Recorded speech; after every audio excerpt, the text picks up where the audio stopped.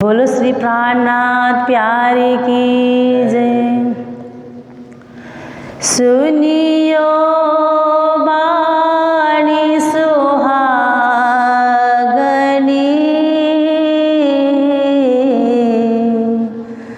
होती जो कथा गामा, सो भी तक कहूँ तुमको,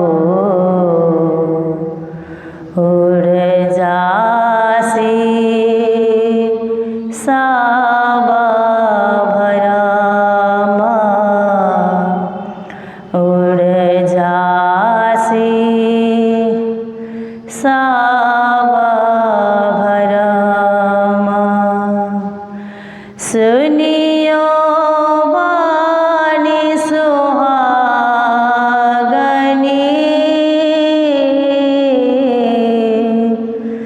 होती जो कथा गामा, सो भी तक कहूँ तुमको,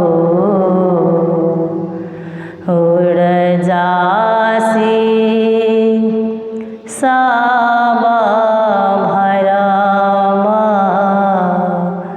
उड़ जासी साबा भरमा। रास कया कछु सोन के, अब तो मूला कोरा, रास कया कछु सोन के, अब तो मूला कोरा, कला होत सबन को, नोरा पर नोरा सिर नोरा सुनियो बाणी सुहागनी,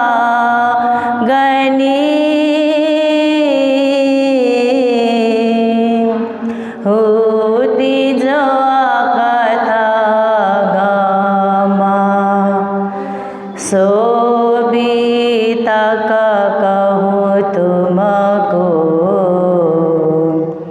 उड़ जासी साबा भरमा, उड़ जासी साबा भरमा। कथियल तो कहीं सुनी, पैरा कथनाए ते दीना, कथियल तो कहीं सुनी, पैरा कथना ते दीना, सो तो अब जाए भाई जो आज्ञा थे उत्पन्न। सुनियो बाणी सुहागनी,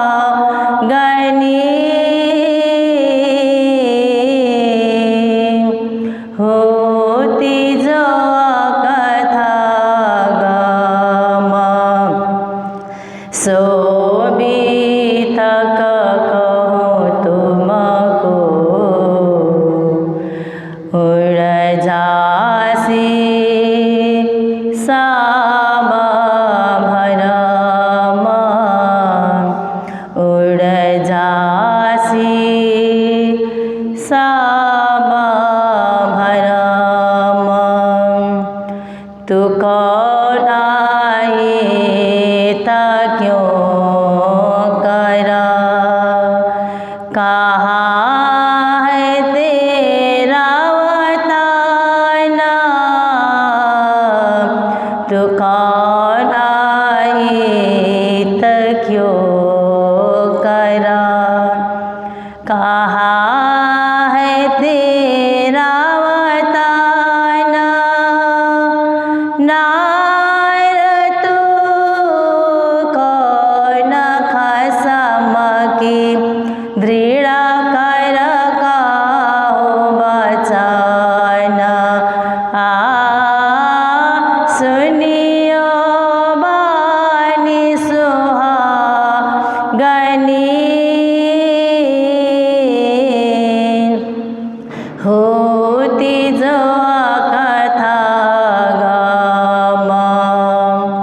शोभिता कहो तुमको उड़ जासी साबा भरम तू जागत है कि नींद में करके देख बेचारा तू जागत है कि नींद में करके देख बेचारा विध सारे की कहो इन जीवी के प्रकार सुनियो वाणी सुहागनी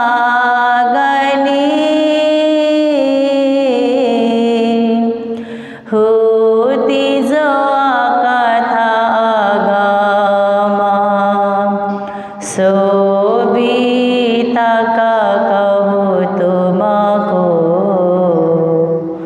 उड़ जासी साबा भरम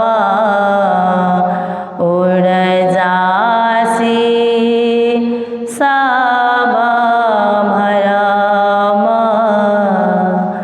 उड़ जासी साबा भरम। बोलो श्री प्राणनाथ प्यारे की जय। क्यों वे न छोड़े माया हमको, हम भी छोड़ी न जाए। अरस परस यूं भई वज्र में, सो मेरे धनिये दई छुटकाए, सो मेरे धनिये दई छुटकाए।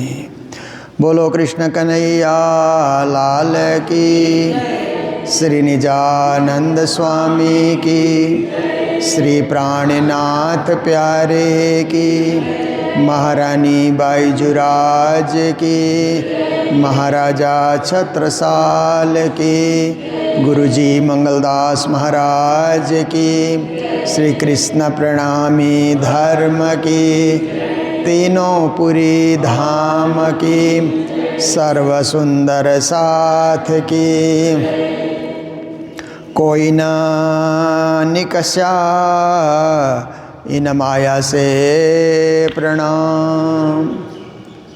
उपस्थित धर्मप्राण शिरोमणि सुंदर साथ जी, माताएं बहनें भाइयों, देखिए माया काया छाया तीन शब्द है ना, लगभग समान अर्थबोधक हैं। क्योंकि जो विश्व मोहिनी है, विश्व को जो मोहित करती है उसको माया कहा जाता है। और परमात्मा के पास दो माया है, योग माया और काल माया। तो जब हमारे ऊपर योग माया का प्रभाव होता है तो हम मंदिर आते हैं, सत्संग में आते हैं, कथा कीर्तन में आते हैं, आरती पूजा में भाग लेते हैं, सत्कर्म करते हैं, सद्धर्म करते हैं। जब हमारे ऊपर काल माया का प्रभाव होता है तो माया का काम, संसार का काम, लेना देना, झंझट झगड़ा, ईर्षा द्वेष, छल कपट, इस प्रवृत्ति में हम संलग्न हो जाते हैं। तो दोनों माया है, परमात्मा की रची हुई माया है। पर एक क्या है कि एक परमात्मा से मिलाने वाली माया है, परमात्मा से जोड़ने वाली। योग का अर्थ होता है जोड़ना।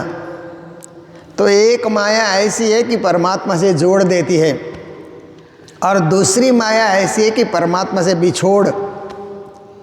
बिछोड़ करा देती है, काल माया। तो आप देखिए कि परम धाम में तो योग माया ही योग माया है। वहाँ बिछोड़ नाम की चीज़ नहीं है। परम धाम में मिलाप मिलाप मिलाप, सदा मिलाप, सदा साथ, सदा अद्वैत, सदा एक रस, एक रंग, एक रूप, एक गति, एक चाल, ऐसी स्थिति है परम धाम में। वहाँ पर कभी वियोग का अनुभव होता ही नहीं।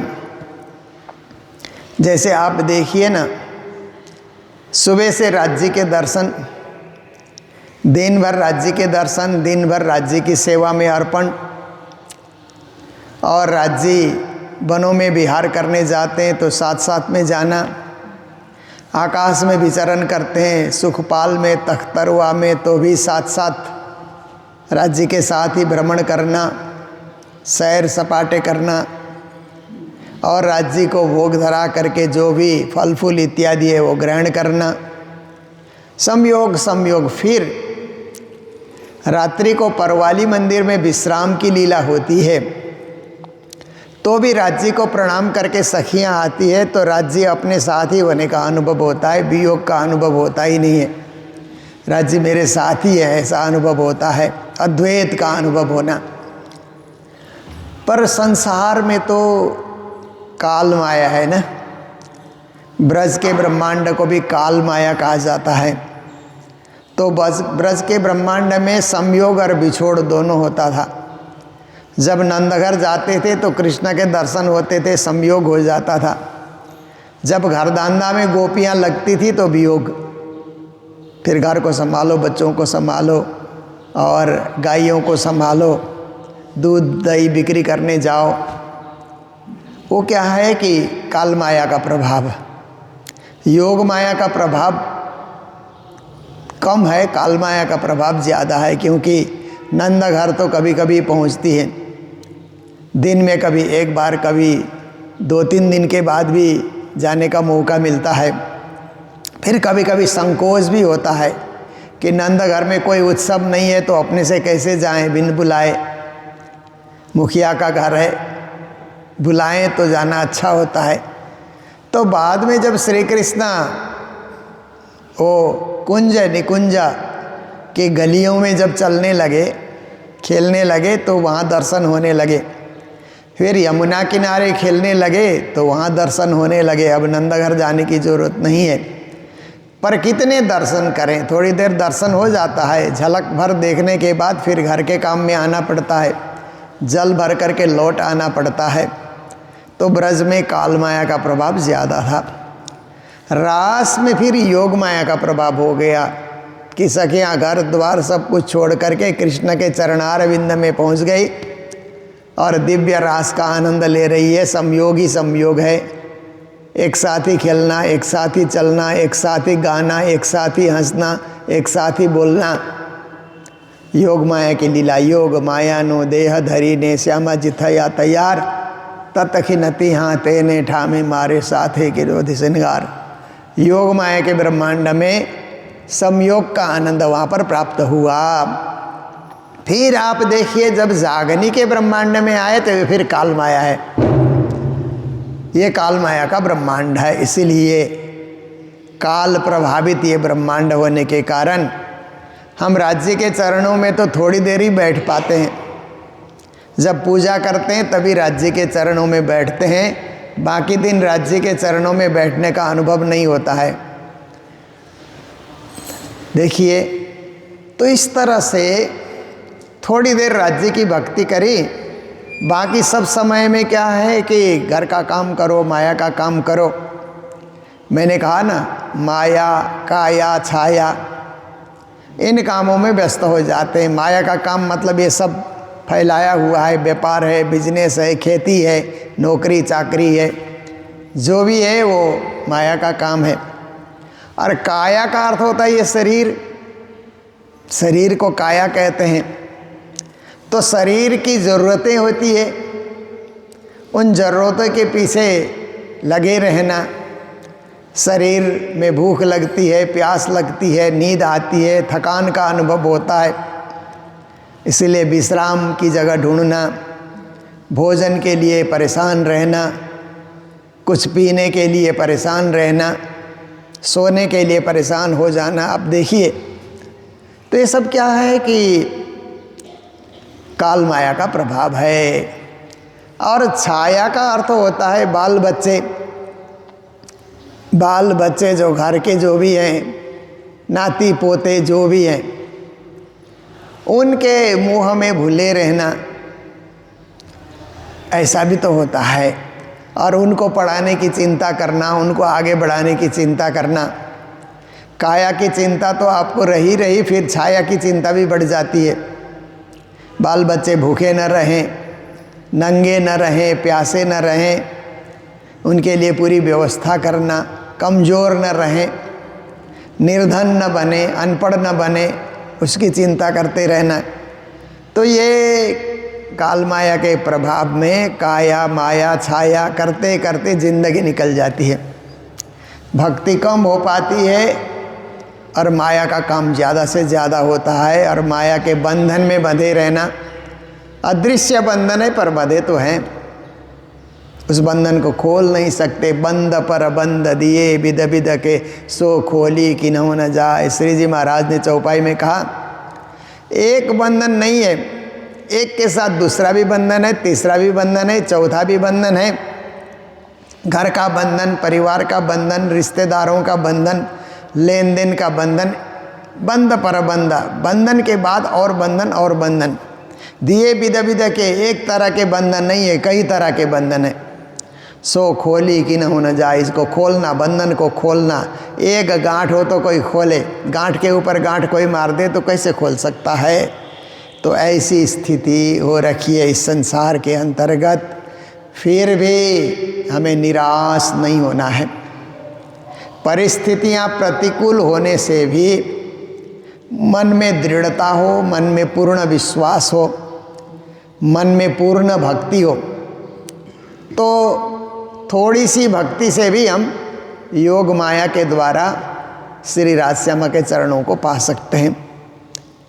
तो इसके लिए परमात्मा के साथ योग बनाए रखना ये बहुत ज़रूरी है। तो आज की चौपाई में श्री जी महाराज कहते हैं, कोई न निकस्या इन माया से। इस माया से निकलने के लिए ऋषियों ने, मुनियों ने, ज्ञानियों ने, ध्यानियों ने, त्यागियों ने, तपस्वियों ने भी बड़ा भारी प्रयास किया और फिर भक्तों ने भी बड़ा भारी प्रयास किया, परंतु निकलना नहीं होता है। कहीं न कहीं हम अटक जाते हैं। देखिए ना, ये संसार ऐसा है कि कहीं न कहीं अटका देता है।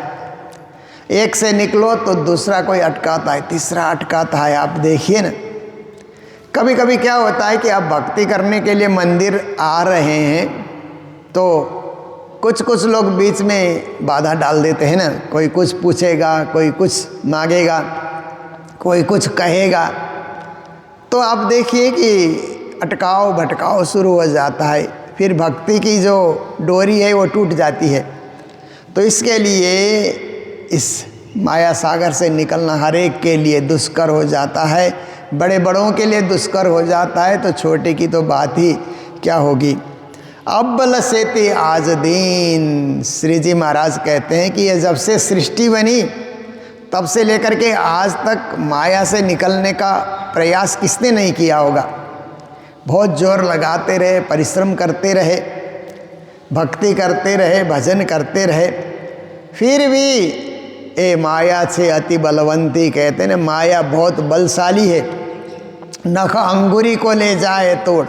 इसको नख मतलब नाखून पकड़ने को मिलेगा तो अंगुली को भी तोड़ करके ले जाएगी माया। ऐसे इसका प्रवाह जो है बहुत ही बलशाली प्रवाह है। तो सो धनिये बल ऐसो दियो, पर कोई नहीं निकलेगा ऐसी बात नहीं है। इसलिए गीता में श्री कृष्ण ने कहा, दैवी हेसा गुणमयी मम माया दुरत्यया मामे भय प्रपद्यन्ते माया मेताम तरन्ति ते। कहा अर्जुन, मेरी जो माया है ना वो दैवी माया है, साधारण माया नहीं है। दैवी है सा, इस प्रकार की मेरी दैवी माया है कि मम माया दुरत्यया, मेरी माया पार पाने में कठिन है, दुष्कर है, असंभव है माया से पार पाना। ऐसी माया, दैवी माया की रचना मैंने की है। तो अर्जुन कहते हैं कोई नहीं पार पाएगा, हे श्याम सुंदर, कोई पार नहीं पाएगा फिर आपकी माया से। तो अगली पंक्ति में कहते हैं माम एव ये प्रपद्यन्ते, जो मेरी पूजा करेगा, मेरा ध्यान करेगा, मेरा चिंतन करेगा, मेरी ओर लौटेगा, माया में ताम तरंति थे, वही मेरी माया से तर सकता है, वही मेरी माया से पार पा सकता है। तो श्री जी महाराज ने भी कहा ए माया छे अति बलवंती उपनि छे मूलधनी थकी, मुनि जननी मनाव्या हर्षिय ब्रह्मादिक नवलय पार, सुख सनकादिक ने नवटली, लक्ष्मी नारायण ने फरीवली, विष्णु बैकुंठली दा माए, सागर शिखर नमु क्या क्या। माया ने ऋषियों को भी छला, देवताओं को भी छला, ब्रह्मा विष्णु महेश भी माया से छले गए। वयम मायावृता सर्वे, कहते हैं ना, हम ब्रह्मार हम विष्णु शिवोह मित मोहिता, न जानीमो वयम धात परम वस्तु सनातनम, वयम मायावृता सर्वे न स्मरामो जगत गुरुम। देखिए ब्रह्मा विष्णु महेश भी माया से आवृत है, क्योंकि सृष्टि करनी है तो माया तो चाहिए चाहिए। तो बड़े बड़ों के लिए माया तरना, माया से पार पाना यह कठिन कार्य हो रहा है। परंतु प्राणनाथ जी महाराज रास के प्रथम प्रकरण में कहते हैं ना, कृपा करो सो अमजतनी सीखा मन देव सो अतिगणी। अगर आपकी कृपा हो जाए, आपकी शिक्षा का प्रभाव हो जाए, है नहीं स लेव सो हमारी सार, दिन रात आप हमारी खोज खबर करने लगें, तो मोह जल उतरसों पार, इस माया से हम पार हो सकते हैं। आपकी कृपा के बिना संभव नहीं है। एक कृपा दृष्टि परमात्मा की हमारे ऊपर पड़े तो माया से हम पार हो सकते हैं। इसीलिए माम एव ये प्रपद्यन्ते माया में ताम तरंति ते, जो मेरा भजन करता है माया से जरूर पार पाएगा, माया से जरूर तरेगा। तो कहते हैं सो धनी ये बला है, सो दियो धनी ने ऐसा बल दिया, ऐसी शक्ति दी, ऐसी कृपा करी, हम तारे 14 भवन। प्राणनाथ जी कहते हैं हमें तो साक्षात प्राणनाथ जी को तो धनी ने ऐसी कृपा की, हम पर भी कृपा है, पर हम पर कृपा है अपने आप को तारने के लिए, प्राणनाथ जी पर कृपा है सबको तारने के लिए। हम तारे 14 भवन, 14 लोक के जो भी प्यासी लोग होंगे परमात्मा प्राप्ति के लिए, परमधाम प्राप्ति के लिए जो प्यास लिए बैठे हैं, 14 लोक के प्राणी, देव किन्नर नर कोई भी हो, श्री जी कहते हैं तारतम वाणी के द्वारा, तारतम मंत्र के द्वारा हम उनको भी तार सकते हैं। वो भी मोक्ष पद को पाएंगे, परम पद को पाएंगे, परम धाम को पाएंगे, इसमें कोई संदेह है ही नहीं। आगे हुई ना होशी कबहूँ, ऐसे तारतम ज्ञान का अवतरण सृष्टि काल से लेकर के आज तक तारतम का अवतरण नहीं हुआ था, और ये हो गया, आगे होगा ऐसे भी। और क्या होगा, इससे महामंत्र तारतम आ गया तो इससे बड़ा और क्या आना बाकी रहा। इसीलिए आगे हुई ना होशी कबहूँ, पीछे कभी होगा ऐसा भी हम न सोचें। आगे भी नहीं हुआ, हमारे लिए इस ज़माने में हुआ है, हमारे इस कालखंड में ये सब तारतम का आना हुआ। तो कहते हैं हमें धनी ऐसी शोभा दई, धनी ने हमें ऐसी शोभा दी कि सतयुग में ऋषि काल में जन्म लेते तो ध्यान तप तो करते, पर तारतम नहीं मिला तो परम धाम की प्राप्ति नहीं होती। द्वापर में या त्रेता में भी आते तो भी कुछ यज्ञ हवन जप तप हम किया करते, पर परम धाम की प्राप्ति नहीं होती। पर धनी ने ऐसी कृपा करके इस कलियुग में भी उस कालखंड में जिसमें हमारे सद्गुरु आए, प्राणनाथ जी आए, तारतम लेकर के आए, ये जो 400 साल का जो कालखंड है, इसमें धनी ने हमें जन्म लेने का मौका दिया, और हमें ऐसी शोभा उन्होंने दी और ऐसी शक्ति उन्होंने दी, ऐसी कृपा उन्होंने की कि हम भी तरने के योग्य हो गए, परम पद पाने के योग्य हो गए। सब पूजे प्रतिबिंब हमारे, प्राणनाथ जी कहते हैं कि मुझे तो धनी ने इतनी अपरंपार शोभा दी कि मेरी जो है ना, मेरी पूजा या मेरे प्रतिबिंब की पूजा लोग करने लगेंगे। कैसे करेंगे? कहा जाता है कि प्राणनाथ जी को 8 बहिस्थ में 8 मुक्ति स्थान है ना। एक तो परमधाम है, 25 पक्ष से सुसज्जित है। तो जो ब्रह्म सृष्टि की संगत करने वाली है या तारतम जिन्होंने पाया, तारतम का जप किया, तारतम की सिद्धि कर ली, वो तो परमधामी जाएंगे। पर जिन्होंने सिद्धि नहीं की है, जिनको तारतम नहीं मिला, तारतम के करीब आने का मौका नहीं मिला, परंतु उन्होंने साधना बड़ी की है, उन्होंने भक्ति अच्छी की है, परम तत्व प्राप्ति के लिए, मोक्ष प्राप्ति के लिए, आवागमन से रहित होने के लिए बहुत बड़ी साधना उन्होंने की है, तो उनको 8 प्रकार के मोक्ष स्थान बनाए गए हैं। अक्षी बहिस्थ कहा जाता है, ईश्वरी अक्षी बहिस्थ। फिर हुकुम के स्वरूप का मुक्ति स्थान है, फिर ब्रजरास का मुक्ति स्थान है, फिर उसके बाद जा कर के पंचवासना का मुक्ति स्थान है, ऋषि मुनियों का मुक्ति स्थान है, और आकर के आम दुनिया का मुक्ति स्थान है। तो आप देखिए 2 मुक्ति स्थान तो सत्स्वरूप के निर्मल चेतन और महाकारण में है। निर्मल चेतन में अक्षी बहिस्थ, महाकारण में ईश्वरी की अक्षी बहिस्थ, अखंड मुक्ति स्थान। जिन्होंने ब्रह्म सृष्टि की सेवा की या ब्रह्म सृष्टि का ब्रह्म सृष्टि की सुरता को धारण किया, जिन्होंने ईश्वरी सृष्टि की सुरता को धारण किया, उनके लिए वो 2 मोक्ष स्थान हो गए। फिर सबलिक ब्रह्म के निर्मल चेतन में हुकुम के स्वरूप के लिए मोक्ष का स्थान हो गया, महाकारण में रास का, कारण में ब्रज का। फिर अभ्याकृत ब्रह्म के महाकारण में पंचवासना का, कारण में ऋषि मुनियों का, और स्थूल में आम दुनिया के जितने भी आम खलक कहते हैं ना, सभी जो भक्ति करने वाले सर्वसाधारण भी भक्ति मार्ग से जुड़े हैं, उन्होंने कोई हत्या पाप कुछ नहीं किया। क्योंकि आप देखिए कि बहुत सारे लोग भक्ति तो करते हैं परंतु हत्या भी कर देते हैं ना, जानवर को लेकर के बलि चढ़ाते हैं। उनको ज्ञान ही नहीं है कि ये पाप हो रहा है, ये अधर्म हो रहा है, ऐसा उनको पता नहीं है। परंपरागत लोगों ने बताया कि यही धर्म है, ऐसी मान्यता रखो कि कहीं जाकर के बलि चढ़ाने से फल मिलेगा, मोक्ष मिलेगा। ऐसी जो है शिक्षा रूढ़िवादी लोगों ने उनको दी। प्राचीन संस्कृति में नहीं है, पर रूढ़ी परंपरा में बीच में संस्कृति के साथ कुसंस्कृति।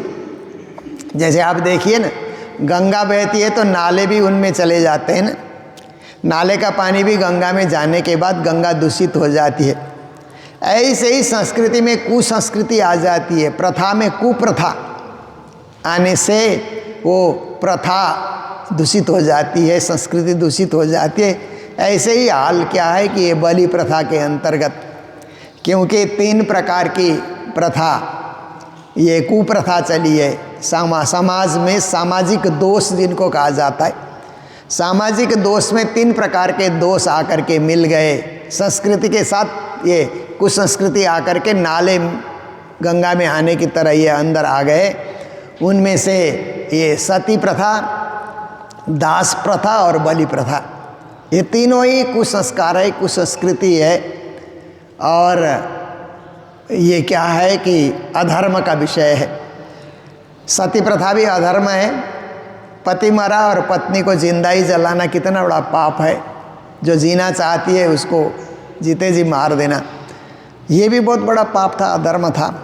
फिर उसके बाद दास प्रथा में दास दासियों को रखना, उनको बेच देना, उनका कोई स्वतंत्र अस्तित्व नहीं रहने देना, केवल उनसे काम कराना, कोई वेतन नहीं देना, वो भी एक अधर्म था, पाप था।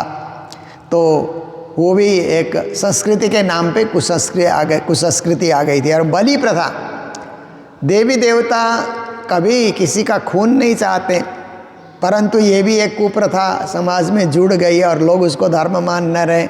अधर्मम धर्म मन्यते तामसावृता, गीता में कृष्ण ने कहा कि लोग अधर्म कर रहे हैं, सोचते हैं धर्म कर रहे हैं। किसी को देवी मंदिर के आगे जाकर के चढ़ाना तो अधर्म ही है। सारी दुनिया जानती है कि वो किसी की हत्या करना, कोई छोटा से बड़ा जीव हो, अधर्म है।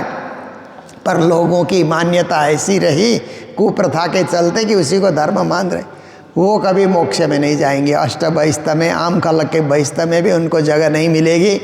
जब तक उस पाप को धोएंगे नहीं।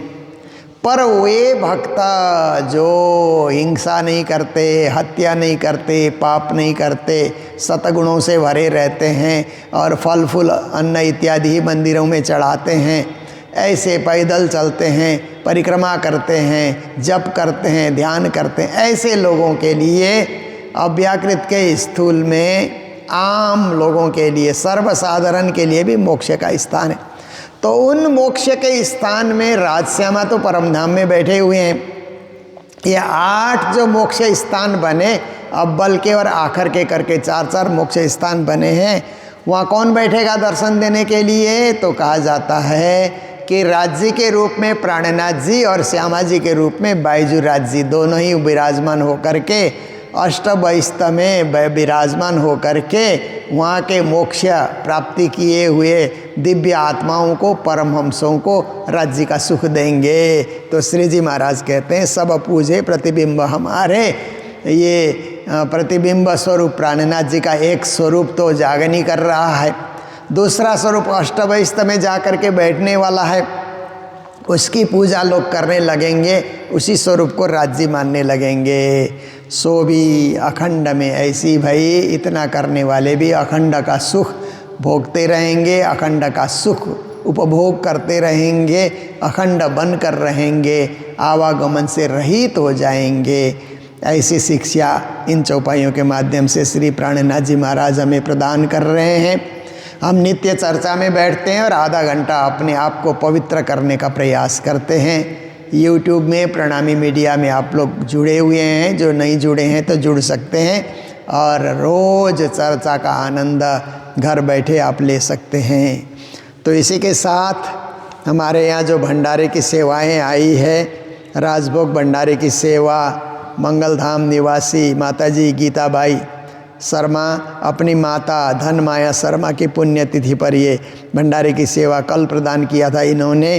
तो उनकी माता को भी श्रद्धांजलि और गीता माता सहित सभी को भी मंगल बधाई देते हैं। और इसी के साथ हमारे पास और सेवा यहाँ पर आई है। आज के दिन कालिम्पोंग निवासी परमधाम वासी श्रीमती राधा थापा की पुण्यतिथि पर उनकी दीदी कविता थापा परिवार की ओर से भी भंडारे की सेवा प्राप्त हुई है, उनको भी मंगल बधाई देते हैं। और कालिम्पोंग दर्शन करने आए काठमांडू से लोकनाथ ढकाल और सुपुत्र किशोर ढकाल परिवार की ओर से गौ सेवा के लिए भी हमें सेवा प्राप्त हुई है, उनको भी मंगल बधाई मंगल कामनाएं देते हुए इस प्रकार की सेवाएं जो आती रहेंगी चर्चा के दरमियान में उनका भी उच्चारण किया जाएगा। तो आज का समय यहीं पूरा होता है। जय जयकार के साथ अभी की चर्चा को विराम दे रहे हैं। बोलो सतगुरु महाराज की, श्री प्राणनाथ प्यारे की, सर्व सुंदर साथ की, आगे हुई ना होसी कबहूँ, हमें धन्य ऐसी शोभादाई, सब पूजे प्रतिबिंब हमारे, सो भी अखंड में ऐसी भाई, सो भी अखंड में ऐसी भाई। बोलो श्री प्राणनाथ प्यारे की, श्री धाम के धनी की, प्रणाम।